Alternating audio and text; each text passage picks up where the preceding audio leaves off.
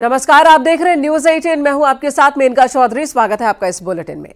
हरियाणा में कांग्रेस की हार का असर उत्तर प्रदेश में दिखने लगा है। कांग्रेस यूपी उपचुनाव में जिन 2 सीटों पर नजरें गड़ाई थी, वहां अखिलेश यादव ने समाजवादी पार्टी के कैंडिडेट उतार दिए हैं। यानी कि कांग्रेस और समाजवादी पार्टी के बीच गठबंधन और टूटने की कगार पर है। इस रिपोर्ट में आपको दिखाते हैं।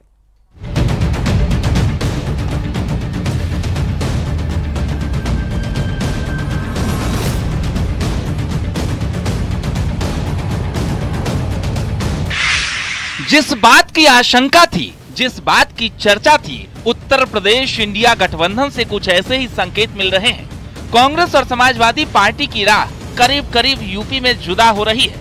इसका प्रमाण भी अब सामने आ चुका है, जब अखिलेश यादव ने कांग्रेस से बिना चर्चा किए 10 में से 6 सीटों पर प्रत्याशियों के नामों का ऐलान कर दिया। दरअसल कांग्रेस ने 5 सीटों की डिमांड रखी थी। फूलपुर और मझवा सीट मांगी गई थी। अखिलेश ने कांग्रेस को झटका दिया है। फूलपुर और मझवा सीट पर एसपी ने अपने प्रत्याशी उतार दिए हैं। 4 अन्य सीट पर भी प्रत्याशियों का ऐलान हो चुका है। फूलपुर और मझवा विधानसभा सीट पर समाजवादी पार्टी ने अपने प्रत्याशी उतारकर कांग्रेस के सामने मोलभाव पर पूर्ण विराम लगा चुकी है। सियासत में अपने ही साथी कितने तेजी से रंग बदलते हैं, इससे बड़ा उदाहरण और क्या होगा कि हरियाणा में विधानसभा चुनाव के रिजल्ट आए हुए अभी 24 घंटे नहीं हुए। उधर उत्तर प्रदेश में उपचुनाव को लेकर समाजवादी पार्टी ने उन सीटों पर भी प्रत्याशी अपने घोषित कर दिए जहां पर कांग्रेस पार्टी अपना दावा ठोक रही थी। दरअसल अखिलेश यादव की नाराजगी कांग्रेस से पहले भी रही है, जब मध्य प्रदेश के चुनाव में उनके साथ गठबंधन धर्म की अवहेलना हुई और हरियाणा विधानसभा चुनाव में भी अखिलेश के साथ कुछ ऐसा ही हुआ। तभी तो पीएम मोदी ने भी कांग्रेस को परजीवी का सर्टिफिकेट थमा दिया। जहां सहयोगियों ने कांग्रेस पर भरोसा किया, वहां उन सहयोगियों की ही नैया डूब गई। कई राज्यों में कांग्रेस के खराब प्रदर्शन का खामियाजा उसकी सहयोगी पार्टियों को उठाना पड़ा। कांग्रेस ऐसी परजीवी पार्टी है जो अपने सहयोगियों को ही निगल जाती है। अब सवाल ये उठने लगे हैं कि आखिर कांग्रेस के सामने उत्तर प्रदेश में पहले उपचुनाव और फिर विधानसभा चुनाव में क्या विकल्प बचता है। हालांकि समाजवादी पार्टी अभी भी दावा कर रही है कि वो गठबंधन के साथ मिलकर ही चुनाव लड़ रही है। और इस तरह से उन्होंने फूलपुर को लेकर के, मझवा को लेकर के अपने कैंडिडेट डिक्लेयर कर दिए हैं। ये स्पष्ट है कि अब सपा और कांग्रेस का गठबंधन ठीक नहीं है। समाजवादी पार्टी उनके साथ अब अपमानजनक व्यवहार करेगी, जैसा अपमानजनक व्यवहार कांग्रेस पार्टी ने हरियाणा में अखिलेश यादव जी के साथ किया था।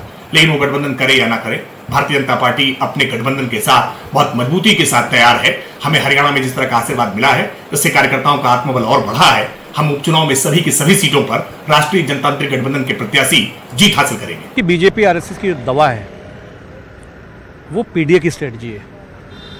पीडीए की स्ट्रेटजी पे ही पूरे मुल्क में सबसे ज़्यादा लोकसभा की सीटें उत्तर प्रदेश में बीजेपी आरएसएस माननीय अखिलेश जी से हारी है।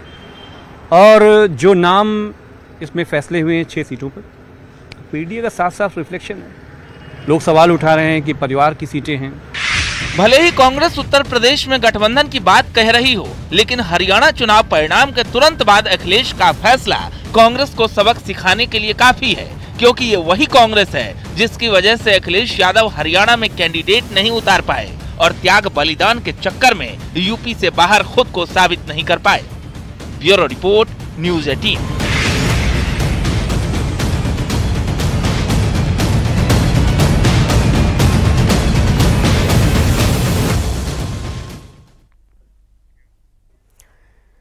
यूपी में 10 सीटों पर विधानसभा उपचुनाव होने हैं। इनमें 6 सीट पर समाजवादी पार्टी ने अपने उम्मीदवारों के नाम का ऐलान कर दिया है। करहल से समाजवादी पार्टी ने तेज प्रताप यादव को उम्मीदवार बनाया, जबकि सीसामऊ सीट से इरफान सोलंकी की पत्नी नसीम सोलंकी को कैंडिडेट बनाया है। वहीं फूलपुर से मुस्तफा सिद्दीकी को टिकट दिया गया। कटेहरी से शोभावती वर्मा और मंझवा से ज्योति बिंद को समाजवादी पार्टी ने टिकट दिया है। अयोध्या की मिल्कीपुर सीट से एसपी सांसद अवधेश प्रसाद के बेटे अजीत प्रसाद को टिकट दिया गया। तो इस तरह से 6 सीट पर समाजवादी पार्टी ने अपने कैंडिडेट्स अनाउंस कर दिए हैं।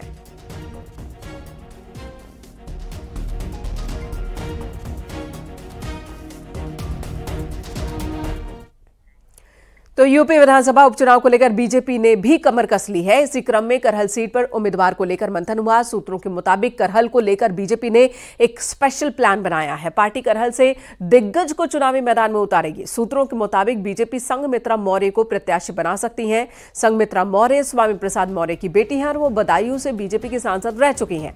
इसके अलावा एसपी सिंह बघेल की बेटी सलोनी बघेल के नाम की भी चर्चा चल रही है। साथ ही शिवम चौहान, अशोक चौहान और योगेश प्रताप बघेल के नाम पर भी चर्चा है। आपको बता दें, यूपी में 10 सीटों पर विधानसभा उपचुनाव होना है। समाजवादी पार्टी की ओर से 6 सीट पर कैंडिडेट घोषित कर दिए गए हैं। बीजेपी ने भी पैनल तैयार कर लिया है। बहुत जल्द टिकट्स की अनाउंसमेंट बीजेपी की तरफ से भी हो जाएगी।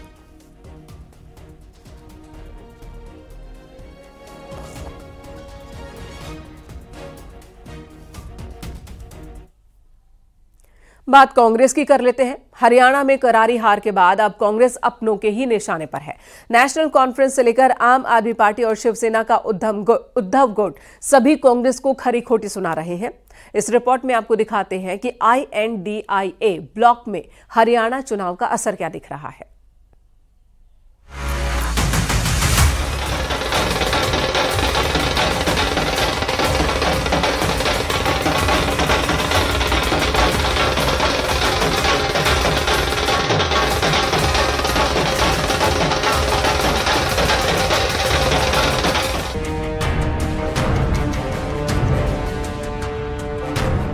हरियाणा में सुबह तक जीत की जलेबी बांट रही कांग्रेस को अंदाजा भी नहीं था कि दिन चढ़ने के साथ उसके अरमानों पर हार की चाशनी फैल जाएगी और इलेक्शन में ओवर कॉन्फिडेंस के शिकार कांग्रेस को उसी के अलायंस पार्टनरों की खरी खोटी सुननी पड़ेगी। केजरीवाल ने कांग्रेस का नाम तो नहीं लिया, लेकिन अपने नेताओं को ओवर कॉन्फिडेंस में न रहने की हिदायत जरूर दी। दूसरी तरफ कांग्रेस अलायंस के साथ कश्मीर में चुनाव जीते उमर अब्दुल्ला ने भी शायराना अंदाज में कांग्रेस की हार पर चुटकी ली। पहली चीज तो किसी भी चुनाव को हल्के में ले लेना चाहिए। अभी तो पता नहीं नतीजे क्या हैं, लेकिन आज के चुनाव से सबसे बड़ी सबक यही है कि ओवर कॉन्फिडेंस मत करना कभी भी। किसी भी चुनाव को हल्के में नहीं लेना चाहिए। हर चुनाव कठिन होता है, हर चुनाव में हर सीट कठिन होती है, मेहनत करनी है।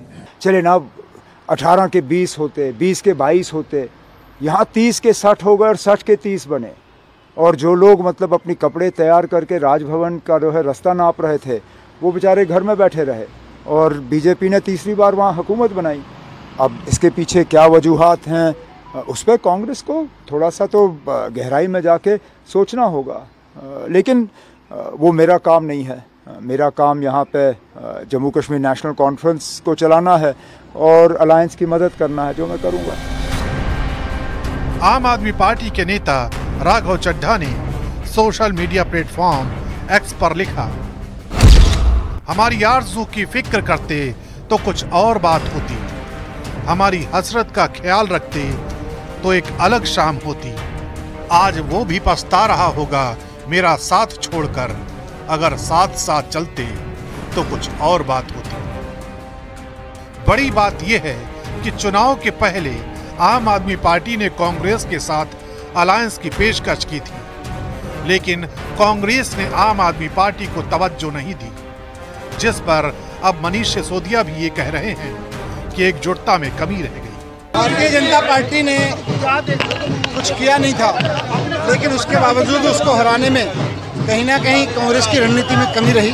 हरियाणा उसको हराना चाह रहा था, लेकिन कहीं ना कहीं कांग्रेस को आत्मावलोकन करना होगा कि लोग तो बीजेपी को हराना चाह रहे थे, लेकिन उसकी रणनीति में, उसके चुनाव लड़ने के स्टाइल में, उसकी पार्टी के संगठन, उसकी एकजुटता में कहीं ना कहीं कोई कमी रही, जिसकी वजह से बीजेपी को दोबारा मौका मिला। आम आदमी पार्टी के बाद महाराष्ट्र में कांग्रेस के अलायंस पार्टनर शिवसेना उद्धव गुट ने अपने मुखपत्र सामना में भी कांग्रेस पर तीखा और करारा प्रहार किया। सामना के एडिटोरियल में लिखा गया, जीत की पारी को हार में कैसे बदला जाए, ये कांग्रेस से सीखा जा सकता है।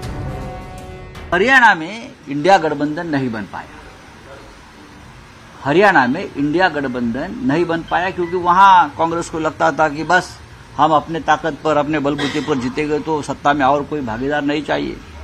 तो हमारे जो मित्र है हुड्डा जी या कांग्रेस के नेता है, उनको लगा कि हम ही जीतेंगे अगर समाजवादी पार्टी है अखिलेश जी की, आप है केजरीवाल साहब के नेतृत्व में, हमारे जैसे छोटे छोटे दल है, हमारे खाते में 1-2 सीटें आ जाती तो जरूर ये जो चित्र है, ये निर्णय है जो जनता ने दिया, उसमें जरूर बदलाव होता।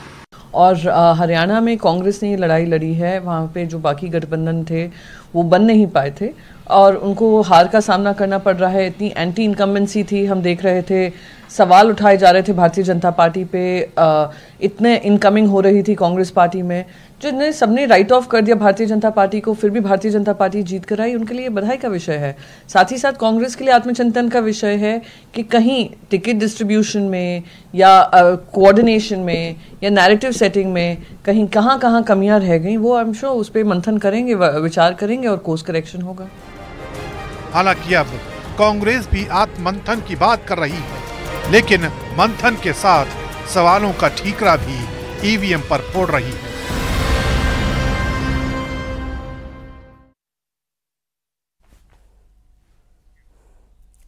तो हरियाणा विधानसभा चुनाव में बीजेपी की बम्पर जीत के बाद सरकार गठन के कवायद हरियाणा में तेज हो चुकी है।